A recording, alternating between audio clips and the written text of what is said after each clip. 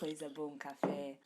Oi, bem-vindos ao terceiro vídeo deste canal. Eu sei que o título do vídeo aí é a arte de criar personagens e eu prometi que ia ser um vídeo sobre ilustração no vídeo anterior, no caso, né, mas, cara, não adianta, eu não posso prometer nada porque eu mudo de ideia, ainda se passou 3 semanas, então eu mudei de ideia, né. Então vai ser um vídeo sobre quadrinhos de novo.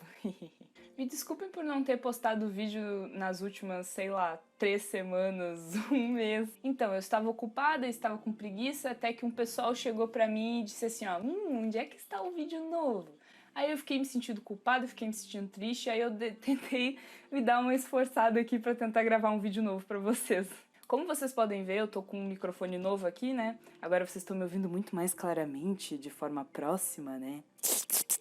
Bom, pra quem tá ligado nas minhas redes sabe que eu, no momento, estou produzindo o capítulo 2 da minha HQ, Adentro.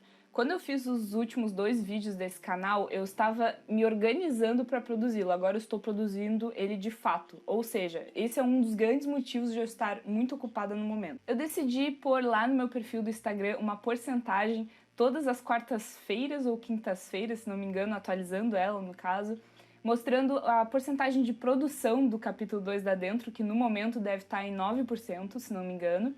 E eu vou indo atualizando lá, então é interessante você, se você tá ansioso para ver esse capítulo, acompanhar lá, né, e ver os stories que eu tô sempre atualizando também, fazendo posts novos e atualizando essa porcentagem de produção, que, meu Deus, esse capítulo 2 vai ficar muito massa! Eu me organizei pra caramba pra esse capítulo 2, então eu espero, pelo menos, não demorar tanto quanto eu demorei pra fazer o capítulo 1, que eu demorei uns 5, 6 meses, mas eu pretendo demorar nesse aí, eu acho, pelo ritmo que tá se tendo da Adentro, eu acho que eu vou demorar 1 mês e pouco e tal, mas como vocês viram no vídeo anterior que eu não sou boa com promessas, então eu não vou prometer nada aqui, eu só acho isso mesmo, não levem a sério o que eu falo aqui. Mas a produção tá voando, tá assim, ó, tá um absurdo essa produção, eu tô produzindo muito rápido e, cara, eu tenho certeza que não vai demorar muito, tá? Não vai demorar muito. A única parte horrível de fazer quadrinhos é que tu faz as páginas lindas e tu não pode mostrar porque é spoiler.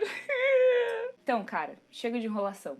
Personagens, né? Esse é um tema muito interessante, muito fascinante, que tem muita coisa pra se dizer. Tal vídeo que eu falei pra vocês que eu vou estar rodando aqui de processo é um vídeo de produção da arte apresentativa da Dark, que é uma personagem minha da Dentro que eu fiz há muito tempo atrás, quando eu não estava produzindo o capítulo 2 ainda, e ela vai aparecer nesse capítulo, então eu estou fazendo meio que as artes conceituais e apresentativas deles, né? E eu publiquei as outras lá no Instagram também, se você quiser dar uma olhada, vai lá, me segue no Instagram. Enfim, espero que vocês gostem, então enquanto eu tagarelo aqui no fundo, vocês vão ver o processo aí. Existem várias e várias técnicas de se construir personagem. Então, o que eu vou passar aqui pra vocês não é uma fórmula do sucesso, porque não existem fórmulas do sucesso para construir personagens. O que eu vou passar aqui é uma mera reflexão sobre personagens e pontos fundamentais para a construção deles, mas que variam muito assim de pessoa para pessoa, de personagem para personagem. Como eu disse para vocês, depende muito dos olhos de quem vê, do público, né? Depende todo do contexto da tua história. Então, o que eu vou passar aqui é uma mera reflexão que deve-se ter para construção de personagem. Resumindo o que eu vou dizer aqui, são basicamente 3 pontos que eu acho fundamentais para a construção de personagens, que é, em primeiro lugar, você ter total domínio sobre a temática da sua história e o contexto em que se encontram esses personagens, você definir funções concretas por personagens que vão aparecer na sua história, e terceiro, se pôr no lugar dele. Isso é o principal de todos, e eu vou contextualizar agora para vocês isso. De exemplo para esse vídeo, eu vou estar utilizando a obra de Sandman, que é uma obra que eu gosto muito, que ela é muito conceituada já, que apresenta personagens muito bem construídos, na minha opinião, né?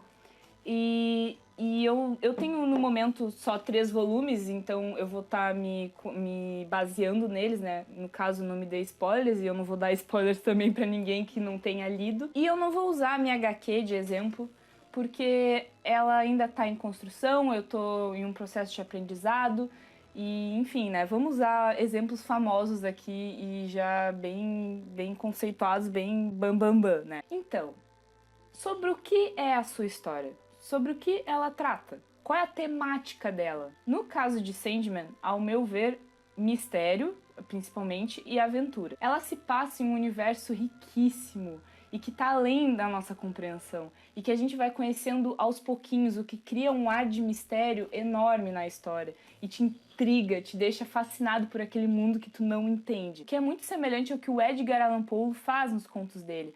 Só que essa coisa do universo incompreensível já traz o terror nos contos do Allan Poe, né? O terror psicológico, principalmente. No caso de Sandman, ele usa a nossa incompreensibilidade, eu nem sei se essa palavra existe, sobre o universo, pra gente ficar fascinado por ele, achar ele belo e incompreensível e além do nosso domínio.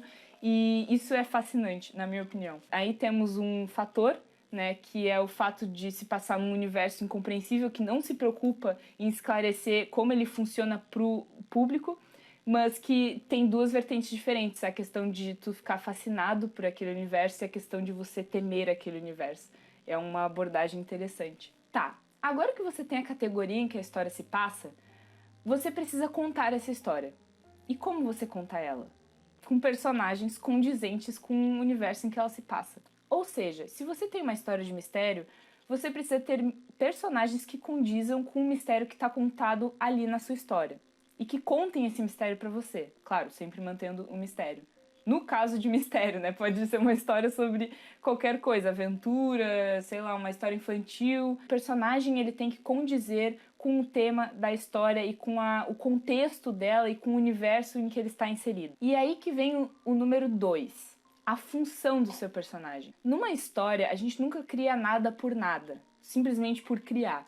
Todos os personagens têm que ter uma função. E isso não quer dizer necessariamente que um personagem tenha que ter uma lore absurdamente complexa, tem que ter todos os motivos esclarecidos do que ele tá fazendo ali, ele tem que ser protagonista, ele tem que aparecer mais. Não. Um personagem bom é aquele personagem que exerce a sua função. Essa função pode ser ficar no fundo do cenário, pode ser não falar nada, pode ser um protagonista, pode ser um vilão, pode ser um herói, pode ser, sei lá, só uma pedra. Se ele exerce bem a função que ele faz, então ele é um bom personagem. Independente da relevância dele na história, ele tem que arcar com as suas funções e tem que condizer com o universo em que ele está e com o que está acontecendo ali, né? O contexto da sua história. Um exemplo bom de horrível para eu dar aqui para você, na minha opinião, é, por exemplo, no anime Boku no Hero Academia, em que a gente tem um personagem que eu me esqueci o nome agora porque eu vi há muitos anos atrás esse anime, que ele não tem papel nenhum dentro da história, no quesito de relevância.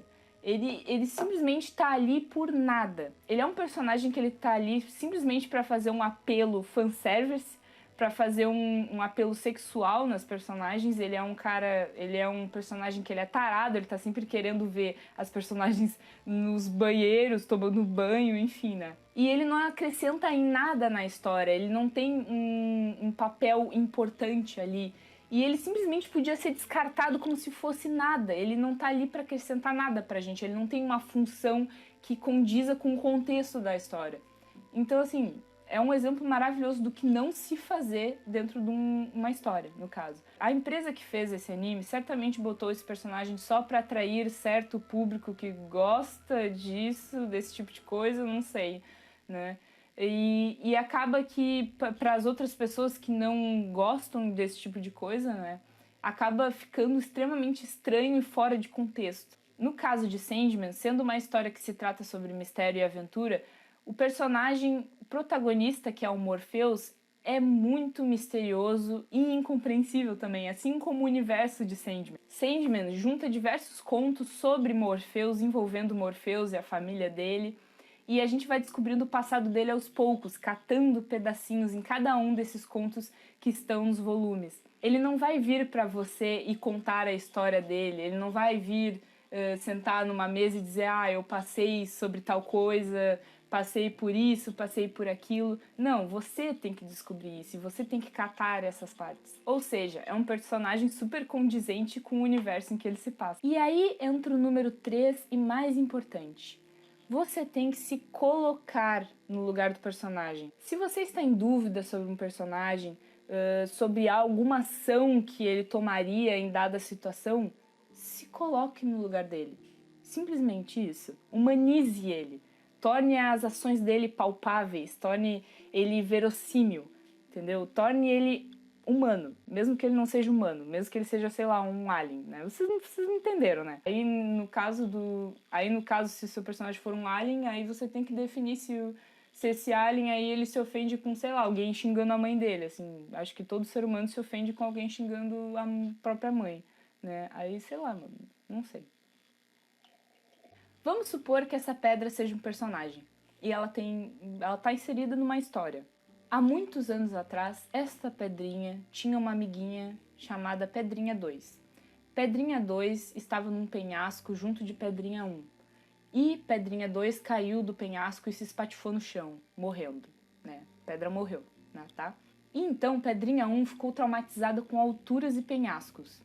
Logo, na história de Pedrinha 1, que vem posteriormente, ela não vai saltar de grandes alturas, ela não vai nem chegar perto de um penhasco, porque isso traumatizou ela muito.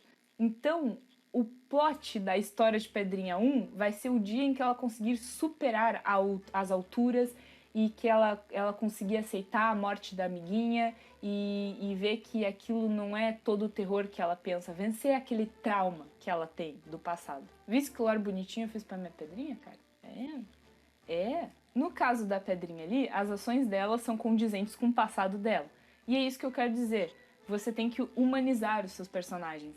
Tornar as ações deles verossímeis. Porque um personagem que tem medo de altura nunca vai se atirar de um penhasco, né? E é a partir desse momento em que surge a simpatia pelo seu personagem. Se ele é humano, se ele falha, se ele acerta, se ele odeia, se ele ama, se ele tem traumas, se ele não tem traumas, ele tem personalidade, ele ser fiel para aquela personalidade que foi dada a ele. E é isso que torna um personagem bom na estrutura dele, né? Porque, assim como no caso da Abby que eu falei pra vocês, né? Depende muito se esse personagem vai ser amado ou odiado. Mas em termos de estrutura, é isso que torna o seu personagem de qualidade. Se torna ele um personagem rico. Ele tem suas razões, ele tem seus traumas, tem seus medos, tem seus amores, tem seus ódios, tem tudo, sabe? Como autora, é muito fácil a gente vir aqui gravar um vídeo e falar o que deve se fazer e o que não deve se fazer. Mas na prática isso realmente é um exercício muito complicado. Muitas vezes a gente deixa passar coisas batido que depois a gente fica martelando na nossa cabeça assim, ai, será que isso aqui tá condizente com o passado dele? Será que as pessoas vão simpatizar com ele? Ou odiar ele, né? Depende da função do seu personagem, o que você quer que as pessoas considerem dele, né? Principalmente quando você tá com um universo complexo na mão, que já te demanda muito pensamento, e construir personagens realmente é uma tarefa desafiante. A dica de ouro aqui é você dedicar tempo e você divulgar o seu trabalho, nem que seja num grupo de Facebook ou pros amigos, familiares, porque o feedback ele sempre abre a sua cabeça, sabe? Uma cabeça sozinha nunca pensa direito, ela começa a se prender a coisas, às vezes, que não tem tanta relevância assim. Então é muito bom ouvir opiniões de fora nesse sentido. Enfim, gente, é isso. Espero que tenham gostado do vídeo. Tá mostrando aí pra vocês o resultado final da Dark, né, que é uma personagem muito querida pra mim. Só pra dar uma contextualizada pra vocês, a Dark ela é uma guerreira muito justa, muito bondosa, muito fiel às suas crenças. E ela é um amor de pessoa. Nossa, eu amo demais essa personagem. Uma coisa muito interessante sobre essa personagem é que eu decidi fazê-la surda, portanto muda, né? E isso, ao mesmo tempo que é muito desafiador, é muito interessante de se trabalhar, principalmente quando se trata de histórias em quadrinhos, né? Que a gente trabalha com balões e tal, e todas essas coisas. Então é muito divertido retratar ela fazendo os símbolos, né? Ela se comunica meio que com libras, mas é uma libras derivada do idioma dela, né? Do idioma arcano, que é o idioma que eu inventei para essa história.